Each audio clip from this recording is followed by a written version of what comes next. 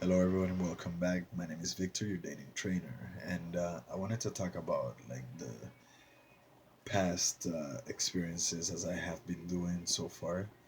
And I wanted to talk from because that all that stuff that I was talking about was when just got to the country when I was 12 years old. I want to talk to you about when I started reaching like high school and that age that you start growing, right? And when I moved. I went from like the elementary school, which is from like 1 to grade 8. I came here just when I was in grade 7, 8. When I moved to grade 9, which is what do you call it? Like the freshman year, I guess, in like high school. A lot of the guys that were my age, like 14, like 13, 14, where their voices started cracking. Now, my voice never cracked. My voice went from like a soft a voice to what you hear now, like the hey, how are you? Like what's going on? And a lot of people like I didn't have that problem. I didn't have that like jump where a lot of the other guys were like finding very uncomfortable. And that's one of the things that you have to realize. Yeah, you're gonna have uncomfortable moments, but you gotta make the best out of it. You gotta make like fun of yourself. Like you gotta love it because those uncomfortable moments are the ones that are gonna like you're gonna thrive on, and you have to learn how to thrive on those moments, or else like there is no point on having those moments. Now I didn't have those moments, but I had moments that were very dramatic and very suspenseful, I guess. Like for example, I don't know if I'm allowed to tell this story, but when I was in grade 9, I went out with a girl from grade 10. Like we were both like from the same ethnic group. We are both Hispanics, but her ex-boyfriend was a little jealous, and he was Hispanic too. So I got threatened a lot. I got, uh, yeah, I got told that I was gonna get my butt handed to me like in a platter, and that they were gonna do this and that to me because his boys were in like grade 10 and like 11 and 12 and whatever, and they were gonna like they were threatening me to like stop talking to this one girl, but she was, you know what, like top shelf. And I was like, no, you know what, like I'm gonna get my ass handed to me. I will. So like I had to like put up with that until grade 10. But all right, like let me like uh, come back to grade 9. There was a part a dance. I don't know if all the schools do this, but we had a Halloween dance, and we get like the Christmas dance, and like you get the Valentine's dance, and so on and so forth. I remember on my Halloween dance, I actually had to leave the place because I was gonna get beat up. Right? I was what, like 5'4", 5'5" at that time. I was scrawny. I was little. But then, so like everybody was telling me, like, oh, you better run because this guy's looking for you, and he's got all his boys with him, and like blah blah blah blah blah. And I was like, all right, why should I leave? If I'm gonna get like killed, I'm gonna get killed. So it didn't really matter. Like basically, that's my mentality. Like that's like the Venezuela mentality, let's say, because you're bound to like my mentality from back home. Like all the people that I used to grow up with, some of them were not sought after. You know what I mean? Like, because we had a lot of military curfews and everything, and like if you were not at your house by a certain time, that's it. But I was like, all right, you know what? Like, I have to face the music, so I didn't want to leave until like people were like telling me, "Oh, you gotta go, you gotta go, you gotta go." I was like, all right, whatever. Like, I'll leave then. If you don't want me here, I'll leave. I'll go. And then grade 10 came, and I shut off from like 5'5" or 5'4", whatever, to 5'11". So then now, like the guy that was bullying me, I looked for because I shot up to 5'11", and I like gained a little bit of weight. I was at 170, and I joined the football team, so I was like a good solid like 180. And I was looking for this guy, and I was like, all right, like now I'm here. What are you gonna do? What is any of your friends gonna do? Because they were like that guy was about 5'8" at the time, and I shot up. So then he didn't know what to say. He kind of like looked for excuses and everything. So then, even when that happened, because I actually had to break up with that uh, person or that girl.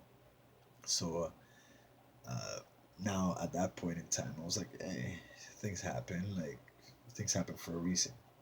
So my reputation grew from there, from sticking up. Now, uh, a lot of people would say, "Oh, but like that's dumb, that's stupid, like that's whatever." Hey, you know what? Was, nobody's a prophet in their own land, right? So when I came, I shot up a huge, immense amount of height and size.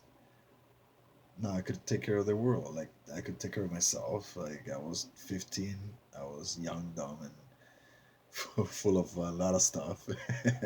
And I said, all right, you know what? Like might as well like take the life by the horns, or take life by the horns, how they say it. So I did, and at that point, I didn't give two or zero Fs. And I was like, yeah, whatever. Like things happen. Things happen for a reason. I wasn't even supposed to be alive, but that's for another story. So coming back, women started getting more and more interested because of the less Fs that I used to give. I used to give zero to no Fs, and girls used to like that. Oh my god, you're so like intriguing. Like, why is that? And in my mind, I like kept on like hearing that, hearing that, hearing that. I'm like, all right, so like that's what they're about. That's what they like. The less they know about you, the more intrigued they become. And that's one of the things that you have to learn and analyze. Like, it's something that I learned when I was like 16, 15, 17.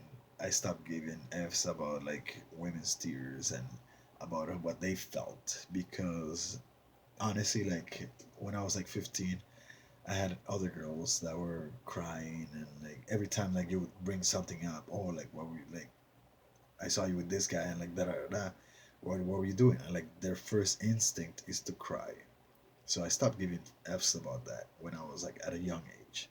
So I wouldn't take too much into consideration their feelings, because I was going based on facts. I was like, all right, like you know what, like prove to me all this stuff, and I'll prove to you all this stuff. Because basically, like at that age, like everybody's jealous, everybody's like pointing fingers, everybody's like, oh well, you were with like so and so, and you gotta like prove to them. It's like, all right, like prove it to me how I was with them. What was I doing? Who told you? What did they tell you? And it came to a point that it was like too much for me to like just give two dams about, and I said forget it. Like there's no point of me like worrying so much about like this girl or that girl or like the other girl, that I was like, it doesn't really matter to me. And the less you start worrying about them, like the more they worry about you, and like the more they start asking you, and the more they start like trying to figure you out. So that's why I was like, all right, you know what, like now I get the upper hand, so let's work with that. And at that time, I went to go work at 18. I went to go work at a amusement park, where you have to be open and talking to everybody, and like men, women, children, whoever. And it was easy for me because uh, the people that were there for the business, that were there for something, and like you would give it to them, and that was it. Like you would like in the amusement park, like people come relaxed and nonchalant. And I remember one of the guys that used to work with me. He's like, "Oh, like, do you have game?" I'm like, "What do you mean? Do I have game?" He's like, "Yeah, like, do you have like game? Like, can you talk to girls?" And I was like, "I don't know." Like, I would talk to them, and but to of course I would talk to them.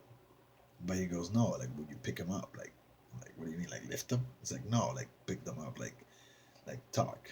Like talk to them into like them giving you your phone number or like their phone number. So I was like, no, I never thought about that like the way that you're saying it.